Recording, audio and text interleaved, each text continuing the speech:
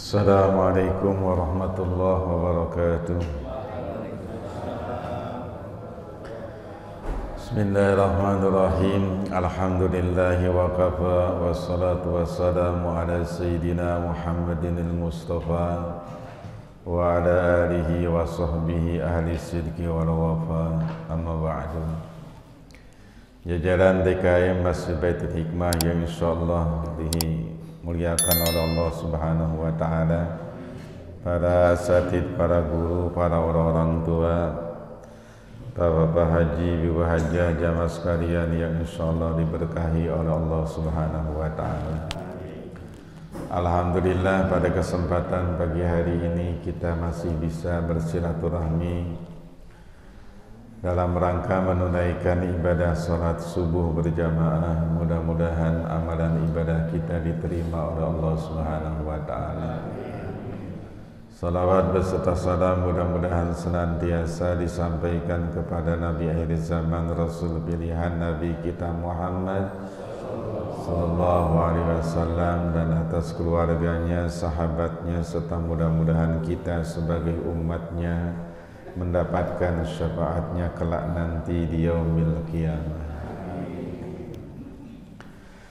Melanjutkan kajian kita surat Al-Fajr ayat yang kedua, walayalin asr, dan demi malam yang 10. Layal itu malam, asrin itu 10. Apa yang dimaksud dengan malam yang 10 atau 10 malam? Ulama mengatakan ada 3 pendapat ulama tentang maksud dari walayalin asrin. Yang pertama, yang dimaksud dengan layalin asrin adalah 10 terakhir bulan Ramadan. 10 terakhir bulan Ramadan itu adalah malam yang penuh dengan hikmah dan juga keutamaan. Maka Nabi bilang, takhayyaru lailatal qadri fi asril awakhir. Cari Lailatul Qadar itu di 10 hari terakhir. Maka malam yang paling utama, keutamaan fadilahnya adalah kalau orang ibadah satu malam itu sama dengan ibadah 1000 bulan, itu termasuk dari layalin asrin. Makanya Nabi bilang Ramadan 3 fase, awaluhu rahmah, awsatuhu maghfirah, akhiruhu itkun minan nar. Ramadan dibagi 3. 10 hari pertama adalah rahmah, kasih sayang. 10 hari kedua maghfirah, ampunan. 10 hari yang terakhir itkun minan nar, merdeka dari neraka. Nah, maka 10 hari terakhir ini sangat menentukan. Kenyataannya di 10 hari pertama ini kira-kira masjid makin penuh makin kosong. 10 hari pertama ya, terakhir 10 hari terakhir ada yang di mall, ada yang di stasiun, ada yang di perjalanan. 10 hari terakhir. Makanya kita diminta untuk jaga tuh Lailatul Qadar di 10 hari terakhir. Sebab apa? Bonusnya, hadiahnya tuh merdeka dari neraka. Yang dimaksud merdeka dari neraka itu bukan sekedar nanti di akhirat kita bebas dari neraka, tapi yang dimaksud juga adalah itkun minan nar, merdeka dari neraka, kita akan bebas dari kesengsaraan hidup. Karena azab neraka itu bermakna kesengsaraan hidup. Artinya antara Ramadan yang ini dengan Ramadan yang besok itu kita sejahtera, itu maksudnya. Kalau yang 10 malam terakhir ini kita ambil dengan baik. Nah, disinilah kemudian ibarat lomba lari nih, di startnya mah 1000 orang, start 1000 orang. Tapi apakah yang 1000 itu masuk garis finish semua? Nggak mungkin kan? Paling yang masuk cepet, yang masuk 200 orang dari 1000 orang. Nah, apakah kita bagian dari itu? Maka kita diminta untuk semakin mendekati hari terakhir dari Ramadan, maka kita disuruh untuk semakin ketat kita terhadap diri kita. Sehingga dikabarkan Nabi itu semakin mengakhiri Ramadan ibadahnya makin intensif. Bahkan ulama-ulama dahulu begitu. Imam Syafi'i misalkan sehari 60 kali khatam Quran sehari. Kita buka di awal, nutup di juz kedua, ya. Nah, maka disinilah yang dimaksud dengan layalin asrin. Pendapat ulama kedua, yang dimaksud dengan layalin asrin adalah hari Asyura, 10 hari awal bulan Muharram yang disebut dengan Asyura. Ada Tasu'a, ada Asyura. Maka jangankan umat Islam, orang Yahudi saja di tanggal 10 bulan Muharram itu puasa. Sehingga Nabi mengatakan kita lebih utama berpuasa, supaya tidak sama dengan orang Yahudi. Akhirnya ngambilnya 9-10 puasanya, Tasu'a, Asyura. Kenapa? Karena di hari Asyura itu tanggal 10 bulan Muharram peristiwa-peristiwa penting terjadi.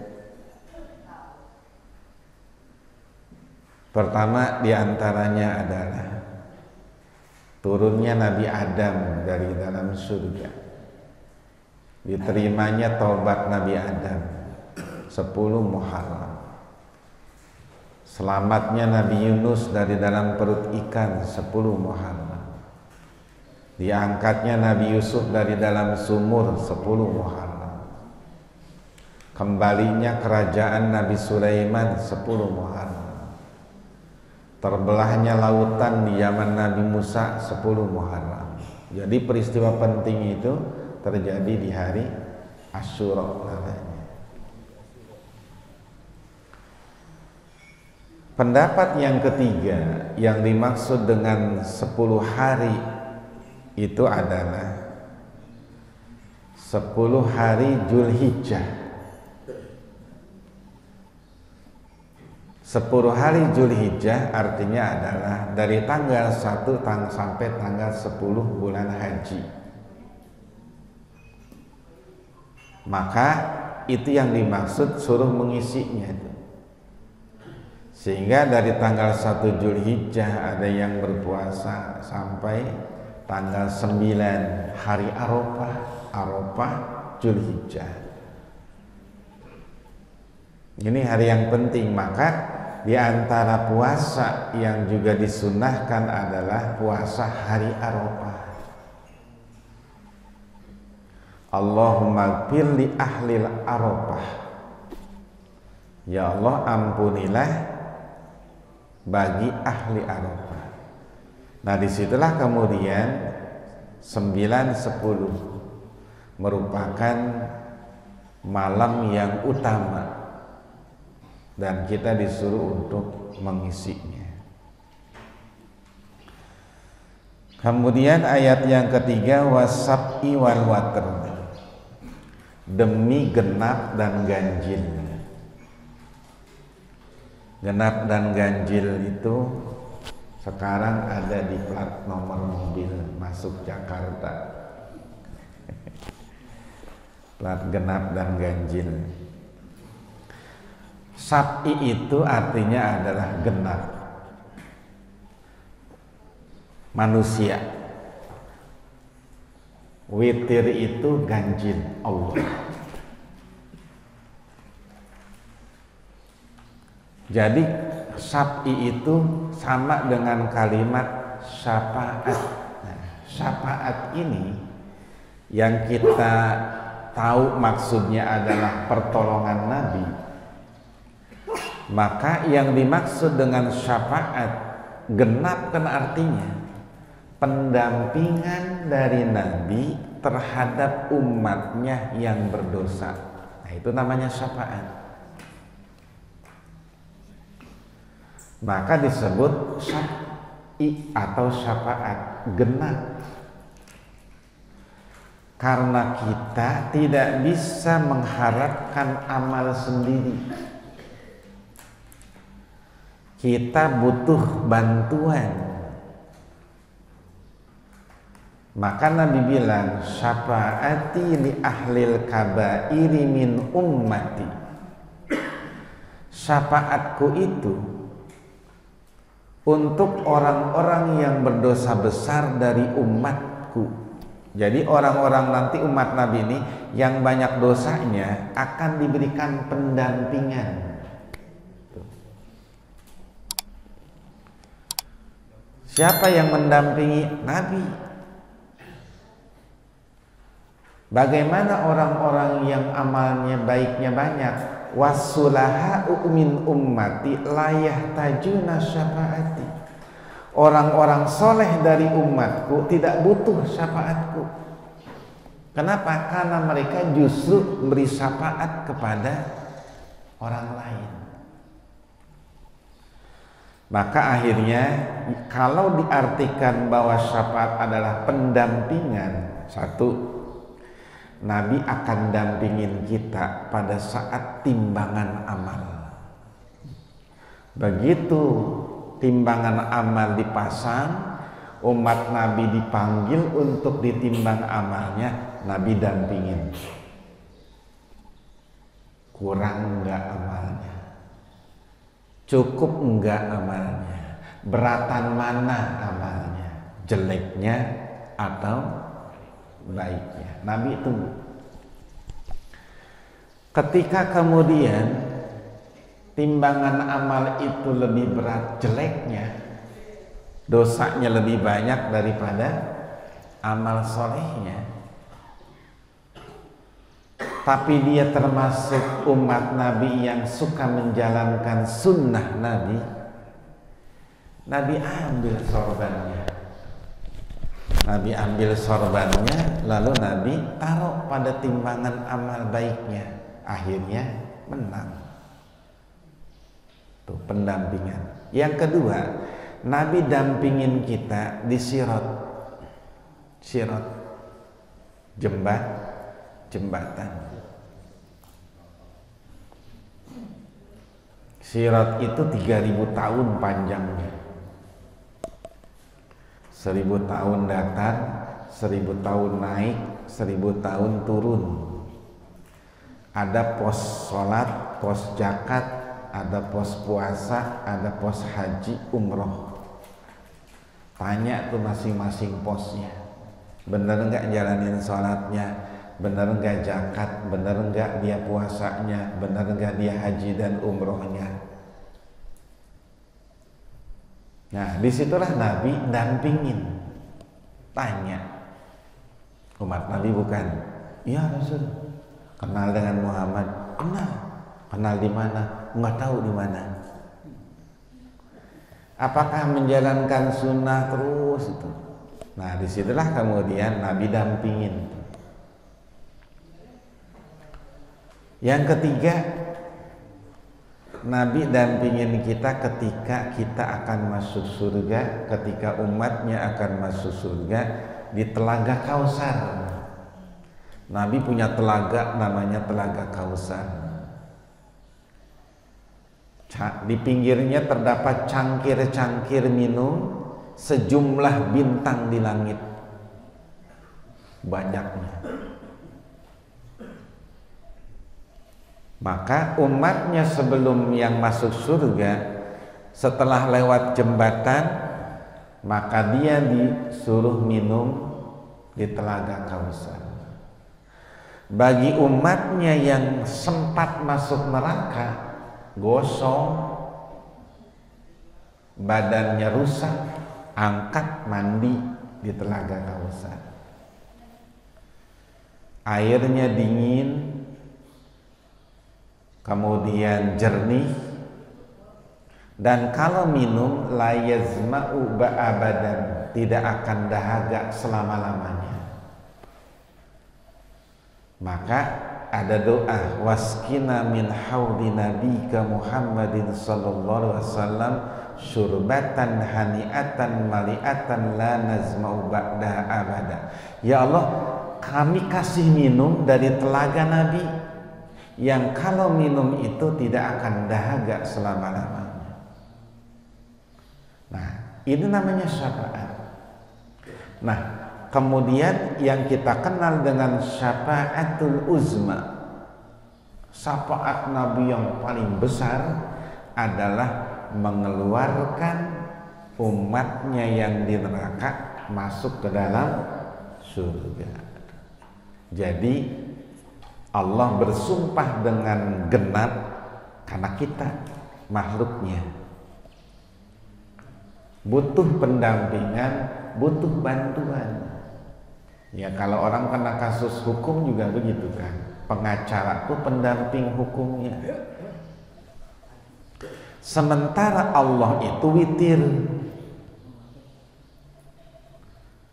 Allah witir, innallaha witrun yuhibbul witra fa'autiru ya ahlal Qur'an. Allah tuh ganjil, seneng yang ganjil. Fa'autiru, maka berwitirlah ya ahlal Qur'an, orang yang ahli Qur'an. Artinya witir itu bagian daripada satu, menunjukkan akan tunggalnya Allah. Yang kedua, sholat sunat yang diantaranya fadilah keutamaannya besar adalah sholat witir. Ada witir malam, ada witir siang. Mana witir siang? Maghrib.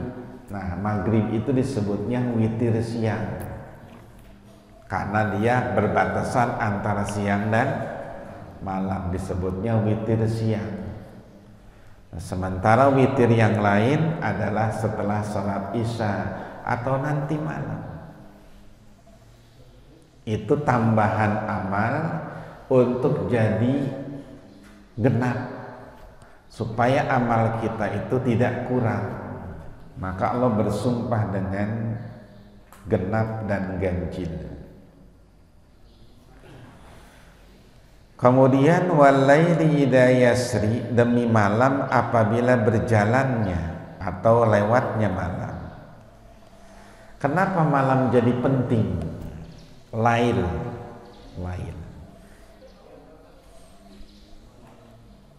Pertama, Allah menjadikan Rasul, ngangkat tiap nabi dan Rasul pasti malam. Dua, Allah ngangkat jadi seseorang menjadi wali kekasih Allah malam, pasti malam. Ketiga, turunnya Al-Quran malam. Jadi banyak peristiwa-peristiwa penting secara batin spiritual itu malam. Bahkan kejahatan pun terjadinya banyak di malam hari. Nggak mungkin teluh itu siang-siang, malam. Maka malam itu disebut saukus solihin, pasarnya orang-orang soleh itu malam. Makanya kita, kalaulah tidak setiap malam kita begadang, mesti ada satu malam yang kita tidurnya agak larut atau kita bangunnya cepat di malam hari. Kenapa? Ngisi malam. Kenapa demikian? Napakhot, ada namanya napakhot, ada namanya adalah imdad. Pemberian karunia Allah, dan juga ada lorong waktu yang mustajab dekat kita dengan Allah itu malam. Makanya kita dalam hadisnya kita dengar, innallaha tabaraka wa ta'ala yanzilu ila samai dunia. Allah itu tiap malam turun ke langit dunia, manggil. Adakah yang mau istighfar? Adakah yang mau berdoa? Itu semuanya dilakukan di malam hari. Makanya ibadah siang dan ibadah malam itu beda. Wa minal laili fatahajjad bihi nafilatan lak asa ayyab'asaka rabbuka maqaman mahmuda. Dan sebagian dari malam fatahajjad bihi, bersungguh-sungguhlah engkau di dalamnya. Tahajud maksudnya.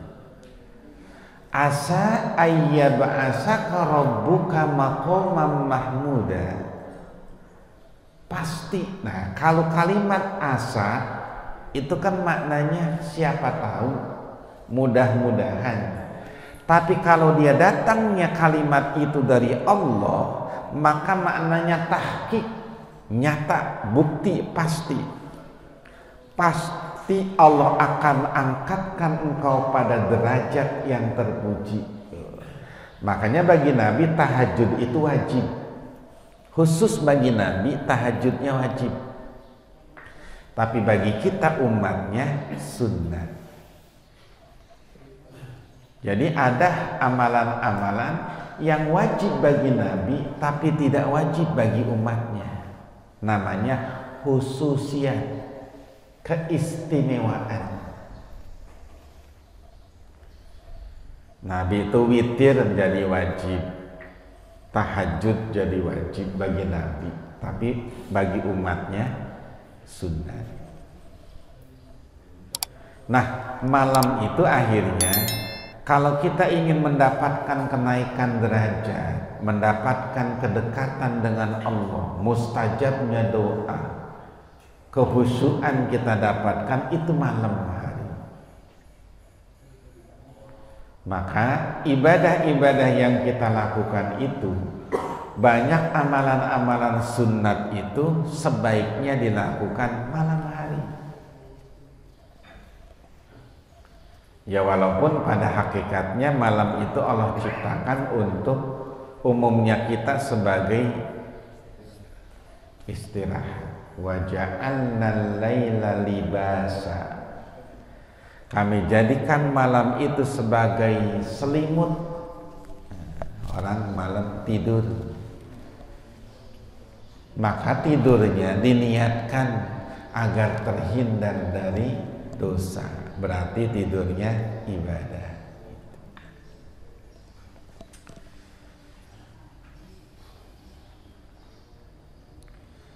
Hal bidzalika qasamul lidhi hijr.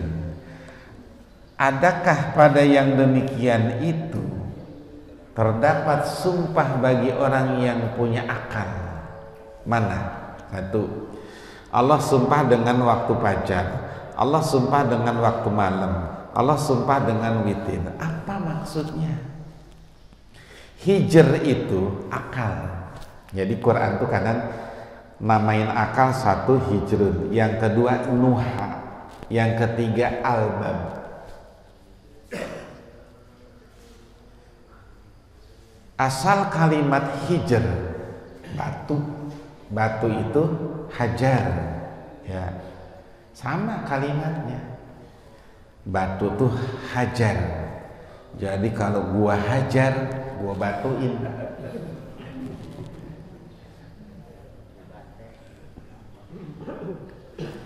Kamar itu disebutnya hujrah. Hujrah, kamar. Jadi kalau bahasa Arabnya kamar itu namanya hujrah. Jadi yang kata asli dari kalimat hajar adalah penghalang. Penghalang itu namanya hajar. Sebab batu itu yang menghalangi. Sekecil dan sebesar apapun batu menghalangi kita. Kamar disebutnya hujrah karena dia menghalangi, disekat antara satu dengan yang lain. Akal disebut hijr karena dia menghalangi pemiliknya untuk melakukan perbuatan yang tidak baik,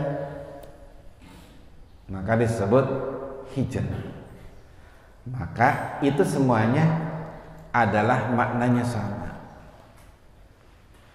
Artinya bagi orang-orang yang berakal, sumpah Allah itu menjadi pemikiran, bahan introspeksi. Kenapa? Tidak mungkin Allah jadikan satu benda, satu waktu menjadi sebuah sumpah kalau di dalamnya tidak ada kepentingannya. Bagaimana pentingnya waktu fajar, bagaimana pentingnya waktu malam, bagaimana pentingnya pendampingan orang nanti di akhirat. Itu penting bagi kita, pikir.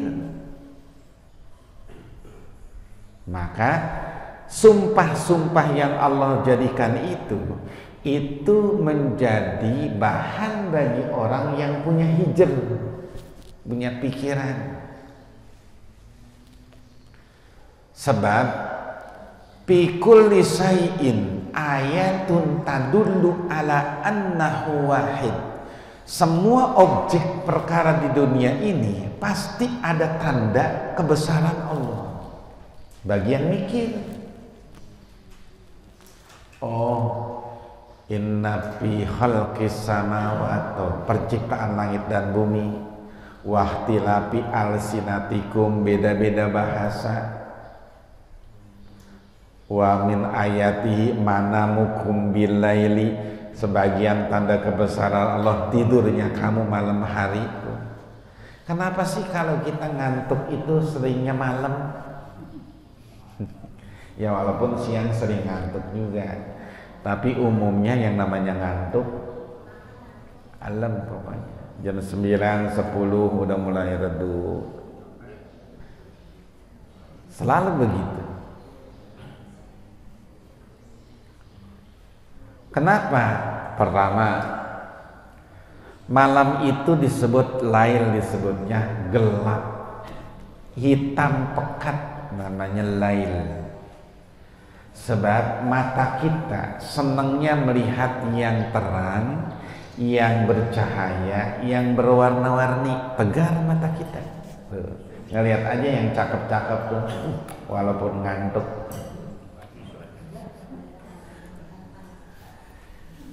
Ibu-ibu nih matanya ngantuk, diajak ke toko emas, tegar lagi dia.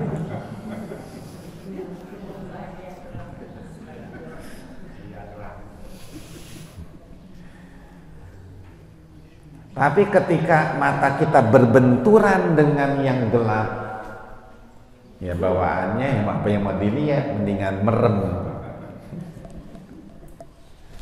Nah, persoalannya adalah setiap ayat Quran itu kalau kita pikir ada makna lahiriah, ada makna batiniah.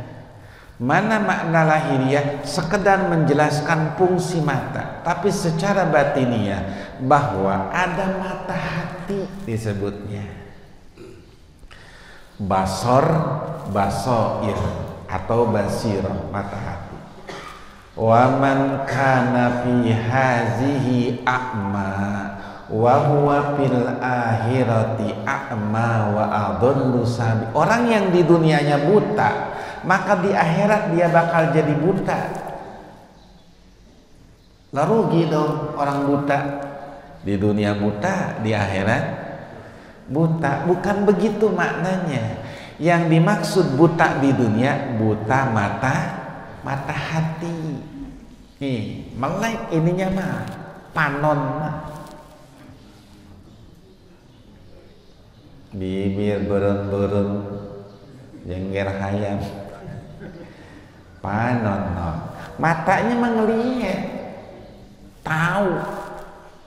Apalagi kalau ngeliat duit. Biar remeng-remeng juga ngelihatnya. Kalau duit mah enggak remeng-remeng.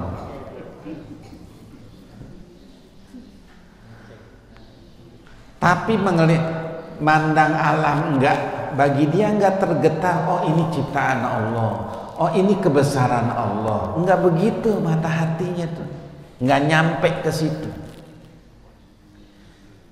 Orang mukmin kan begitu melihat kejadian peristiwa ciptaan Allah, kan hatinya tahu, oh ini subhanallah, maha suci Allah. Keindahan jadi bahan iman. Anehnya ciptaan Allah jadi bahan orang beriman. Tuh. Kenapa? Mata hatinya melek. Tapi bagi orang yang mata hatinya buta, oh, kejadian apa? Nyebutnya fenomena alam. Sekedar begitu. Oh, ini fenomena alam. Cuaca sedang tidak bersahabat. Kapan lu sahabat sama alam? Maksudnya hujan lebat, ada banjir. Bagi orang beriman memikirkan dia. Ini siapa yang gerakin ini semuanya? Allah. Itu berarti mata hatinya melek. Ngelihat orang segini banyaknya, beda-beda mukanya, nggak ada yang sama.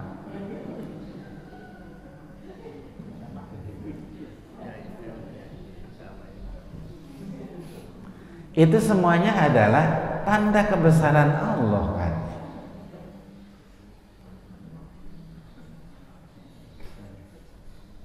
Sehingga kalau orang mata hatinya di dunia melek, di akhirat, di alam barzah, di akhirat walaupun matanya merem tetap melek. Kenapa? Karena di dunianya sering melek hatinya. Bagaimana cara menghidupkan mata hati kita? Satu, iman. Yang kedua, mikir. Zikir, pikir dan zikir, pikir dan zikir. Emang mikir di mana adanya? Kita kalau mikir pakai apa?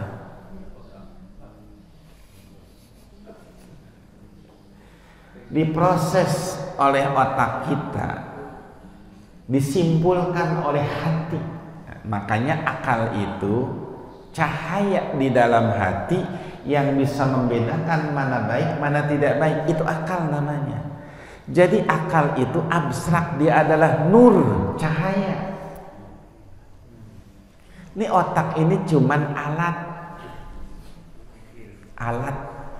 Kadang dipakai, kadang enggak. Ya namanya alat. Ada orang yang hidupnya enggak mikir. Karena dia bilang, lu hidup kagak mikir, biarin otaknya awet. Ya kan kalau apa-apa nggak dipakai kan awet jadinya. Supaya otaknya awet, jarang mikir jadinya. Padahal dalam agama kita tafakkuru sa'atan khairun min ibadati sanah. Mikir 1 jam itu lebih baik daripada ibadah setahun. Kita ibadah setahun kagak mikir. Lebih baik mikir 1 jam. Jadi dalam penggunaan akal itu fasilitas dari Allah itu kita disuruh untuk nyari yang manfaatnya. Lah kalau mikir-mikirin yang macam-macam, nah yang salah adalah mikirin yang bukan pikiran kita. Apa aja dipikirin nggak jelas. Harta orang dipikirin sama dia. Nah ngapain yang punya aja kagak mikir. Nah itu yang bikin pikiran kita kusut. Pikiran kita kusut tuh karena sering mikirin yang bukan pikiran kita. Pengen tahu yang bukan urusan kita. Itu yang sering kalau kita sholat muter. Akhirnya kemana kita pikirin? Iya, dunia yang hina, dunia yang tidak ada, yang kurang bermanfaat kita pikirin. Lagi sholat, tibang sendal dipikirin sama dia. Sendal, berapa duit sih sendal? Allahu Akbar. Aduh, tadi naruhnya di mana? Takut hilang. Sama sendal aja ganggu sholat kita. Berapa duit sih sendal?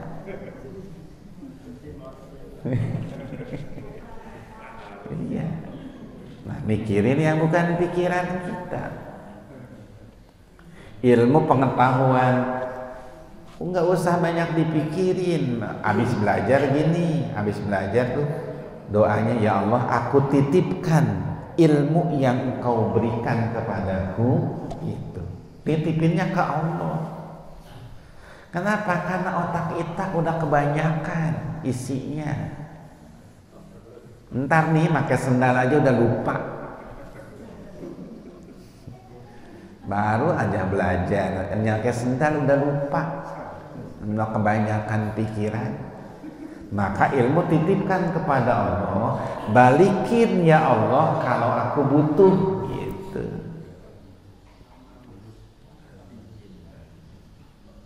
Nanti kalau kita butuh, muncul tuh pengetahuannya, tuk gitu. Saya tadi nggak belajar, ya mintanya begitu aja. Allahumma inni istauda'tuka ma 'allamtanihi fardudhu alayya inda hajati ilaih. Ya Allah, aku titipkan pengetahuanku kepadamu, balikin dia ketika aku butuh. Gitu. Nah, maka basirah mata hati itu bisa sejalan dengan agama kalau diiringi dengan zikir. Nah, makanya pikir dan zikir supaya searah.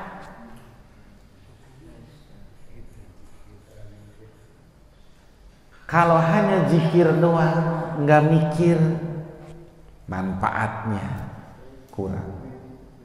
Atau mikir doang nggak pernah zikir, sombong jadinya.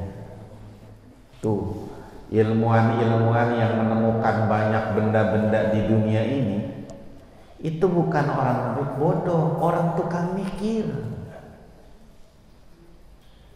Tapi karena mikirnya tidak diiringi dengan zikir, akhirnya nggak pernah ketemu sama Allahnya.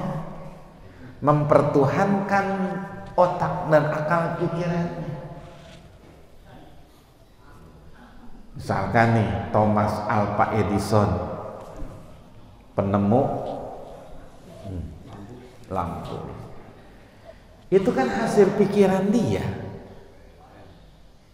Tapi kenapa dia tidak beragama Islam? Karena tidak diiringi dengan zikirnya. Cuma nyampe situ aja udah ketutup tuh. Nah, sementara kita banyakkan zikirnya, mikirnya kagak. Ya begini-begini aja udah. Padahal semakin kita berzikir kepada Allah, itu cahaya dari Allah naik masuk ke dalam otak kita. Manfaatkan itu, minta supaya Allah ngasih ilmu yang bermanfaat itu. Nah, disinilah kemudian kita supaya mata hati kita tidak buta nanti di akhirat, maka setiap peristiwa itu kembalikan kepada Allah.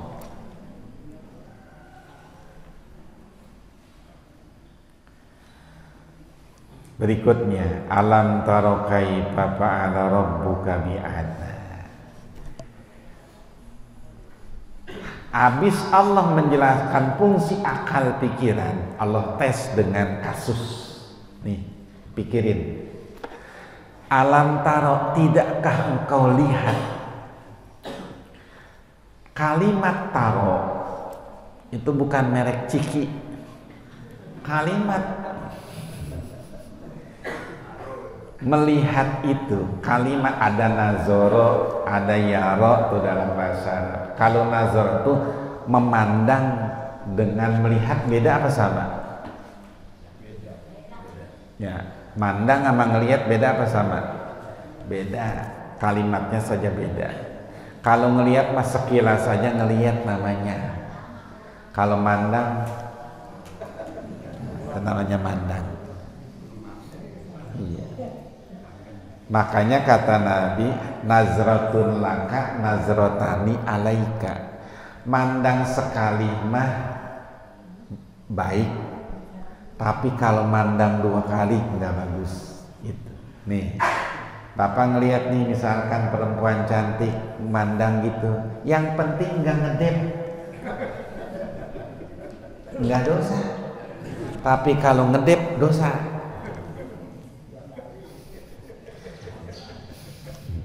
Atau kelihatan sekali gitu, udah.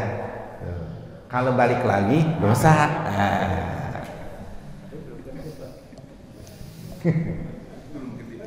Iya, makanya syaratnya jangan ngedip.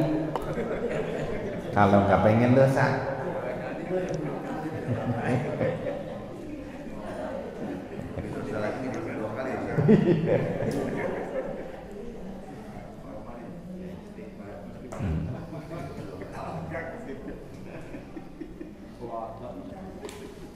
Makanya dalam surat Al-Ataq itu, apala yanzuruna ilal ibili kaifa khuliqat wa ilas samai kaifa rufi'at. Itu apalah, tidakkah kamu memandang? Nah, ini mandang sambil mikir. Biasanya orang mandang tuh sambil mikir. Cakep bener itu ya. Sayang udah tua, nggak bisa diulang lagi. Iya, itu mandang namanya. Tapi kalau yarok melihat ya sekilas saja udah ngelihat udah. Nah, ayat ini, tidakkah engkau melihat?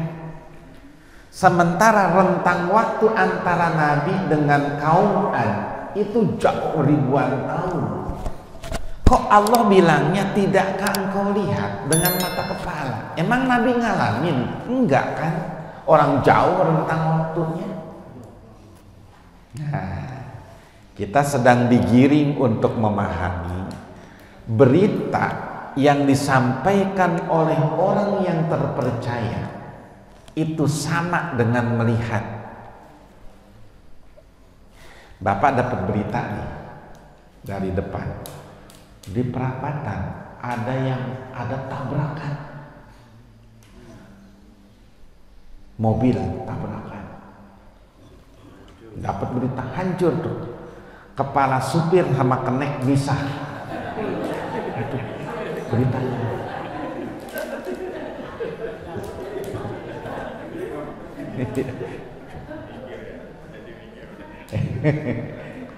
Nah, yang bawa berita kita percaya nih, orang terpercaya.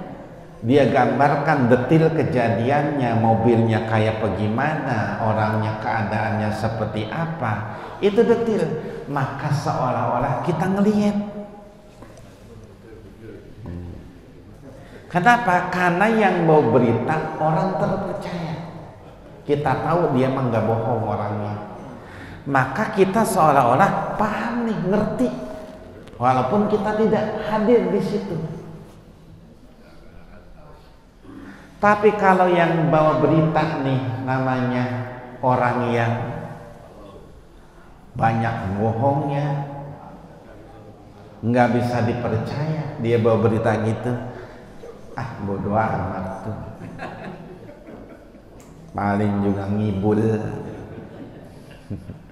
Akhirnya kita boro-boro mikir, nerima aja nggak percaya, denger aja ogah. Siapa yang mau berita? Si Anu, ya si Anu dipercaya. Tuh gitu kan akhirnya. Nah, Allah itu menginformasikan kepada Nabi tentang kejadian peristiwa umat-umat terdahulu secara detil. Seolah-olah Nabi ngelihat dan Nabi juga merasakan kejadiannya begitu. Nah, artinya apa yang disampaikan oleh Quran, fakta peristiwanya nyata, jangan diragukan. Sebab apa? Allah yang nyeritain, Nabi yang nyampein. Masa kita nggak percaya? Kalau kita yakin, iman, percaya kepada Allah dan kepada Rasul, maka kita 1000%, 1.000.000% kita percaya, gitu kan? Iman yang ngajak kita begitu. Waktu peristiwa Isra dan Mi'raj itu, Nabi pulang, Nabi cerita, kan banyak yang tidak percaya. Bahkan Abu Jahal, Muhammad, angkat kaki sebelah, angkat dua-duanya, ya mana bisa? Karena dia main logika nih. Lu ngangkat kaki dua aja orang bisa, bagaimana terbang ke langit? Pikiran dia begitu. Kenapa? Imannya nggak nerima. Tapi Abu Bakar Siddiq, dia bilang begini, jangankan itu, yang lebih aneh kalau datangnya dari Muhammad, saya percaya. Itu dia bilang, nggak ada masalah tuh. Apa yang disampaikan oleh Muhammad, apapun, aneh bagaimanapun, saya percaya. Kenapa? Iman yang ngajak begitu. Sebab keyakinan yang tertanam dengan pengetahuan dan pemahaman serta kesadaran itu nggak goyah bagaimanapun. Dipaksa orang pindah agama, emang kita udah yakin? Ya silahkan aja. Enggak goyah kita kok. Nah, disinilah makanya Allah, tidakkah engkau lihat kaifa fa'ala rabbuka bi'ad, bagaimana Allah melakukan sesuatu kepada kaum Ad. Dulu padahal Nabi enggak pernah tahu ceritanya, ngelihat juga belum pernah, fakta di lapangan Nabi belum pernah ke situ, tapi Allah bilang. Nah, inilah mukjizat Al-Quran. Akhirnya tahun-tahun belakangan baru ilmuwan nemuin, oh ini kaum yang paling gede dulu di dunia. Itu faktanya di lapangan ketemu jejak-jejaknya. Arkeolog nemuin nih, rumahnya kayak begini, kerangkanya segede ini. Itu semuanya sesuai dengan fakta yang disampaikan oleh Al-Quran. Jadi apa maksudnya? Orang beriman melihat apapun itu selalu menjadi pelajaran dan menambah keyakinan bahwa informasi yang Allah sampaikan dalam Al-Quran itu benar, dan apa yang kita lihat mestinya menjadi pelajaran hidup buat kita. Ngelihat yang meninggal jadi pelajaran hidup, ngelihat orang kaya jadi pelajaran hidup, ngelihat yang miskin jadi pelajaran hidup, ngelihat orang pintar jadi pelajaran hidup, ngelihat bangunan jadi pelajaran. Kenapa? Yang kita lihat bukan objek itunya, tapi siapa di balik semua itu. Kalau bukan Allah Subhanahu wa ta'ala. Oh, banjir, kehendak Allah. Apa sih yang Allah nggak bisa? Itu kan akhirnya. Nah, inilah kemudian Mata yang memandang sesuatu akhirnya menghasilkan keyakinan, itulah mata yang tidak akan buta kelak nanti di hari kiamat. Maka mudah-mudahan kita diberikan oleh Allah akal pikiran yang sehat, dan mudah-mudahan senantiasa istiqomah dalam keimanan, keyakinan sampai menghadap Allah Subhanahu wa taala. Para jamaah sekalian, saya kira itu yang dapat saya sampaikan menjelang masuk bulan Ramadan. Maka saya memohon maaf yang sebesar-besarnya jika selama ini ada kesalahan, kekhilafan, baik tutur kata, penjelasan, atau sikap yang kurang berkenan. Saya mohon dibukakan pintu maaf yang sebesar-besarnya. Mudah-mudahan nanti setelah Ramadan, Syawal, kita bisa kembali lanjutkan taklim kita yang mudah-mudahan diberikan sehat walafiat. Masuk bulan Ramadan doanya cuma 3. 1 panjang umur, yang kedua sehat badan, yang ketiga banyak duit. Nah ini aja sama yang banyak. Demikian Al-Fatihah. Alhamdulillah.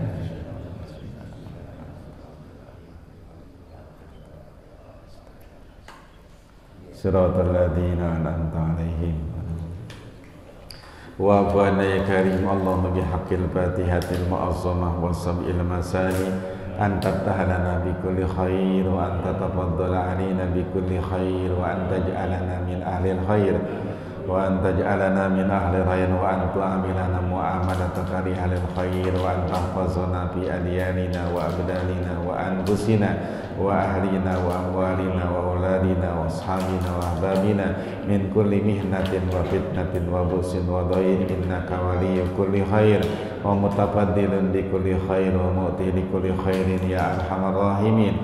Da'wahum biha subhanakallahumma wa tahiyyatun biha salam wa akhiru da'wana alhamdulillahi rabbil alamin. Subhanakallahumma wa bihamdika asyhadu an la ilaha illa anta astaghfiruka wa atubu ilaik. Assalamualaikum warahmatullahi wabarakatuh.